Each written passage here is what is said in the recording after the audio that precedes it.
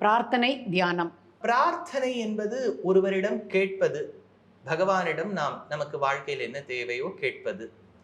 இது ரெண்டு விதத்துல பார்க்கலாம். அப்பா அம்மான்னு இறைப்பொருளை பார்த்து விட்டால் குழந்தை தைரியமா கேட்காத அப்பா அம்மா கிட்ட எனக்கு என்ன வேணும்னு கேட்பதில் தவறில்லை. ஆனா வேற கோணத்தில் பார்த்து விட்டால் அப்பா அம்மாவுக்கு தெரியும் நமக்கு என்ன கொடுக்கணும்னு, நம்ம எது கேட்கணும் அப்படிங்கிற ஒரு எண்ணம் வந்துடுது.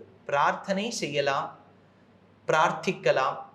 ஆனால் பிரார்த்தனையில் சிறந்த பிரார்த்தனை ஒன்றும் கேட்காமல் இருப்பது பிரார்த்தனை. ரொம்ப உயர்ந்த விஷயம். அத அஷ்டாங்க யோகத்துல தியானம்னு யமம், நியமம், ஆசனம், பிராணாயாமம், பிரத்யாகாரம், தாரணா, தியானம், சமாதின்னு பேர். தியானம்னா கண்ணை முடிக்கிறது தியானம் இல்லை. கண்ணை மூடிட்டு பக்கத்துல டிரான்ஸ்ஃபார்மர் வெடிச்சாலும் எனக்கு அது காதுல கேட்கக்கூடாது. அந்த அளவுக்கு நான் இறைப்பொருளோடு இருக்க வேண்டும். அந்த அளவுக்கு நம்ம தியானம் பண்றோமான்னு தெரியல. ஆனா தியானம் பண்ணணும்னு நினைக்கக்கூடியவர்கள் செய்வது தவறு கிடையாது. They are trying something, they are attempting something which is very big, humongous, mammoth. Try பண்ணலாம்.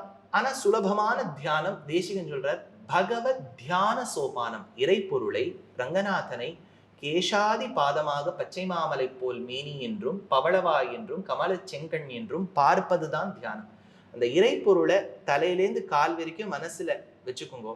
மனசுல பாசிட்டிவிட்டி இருக்கும். இதுவும் தியானம்.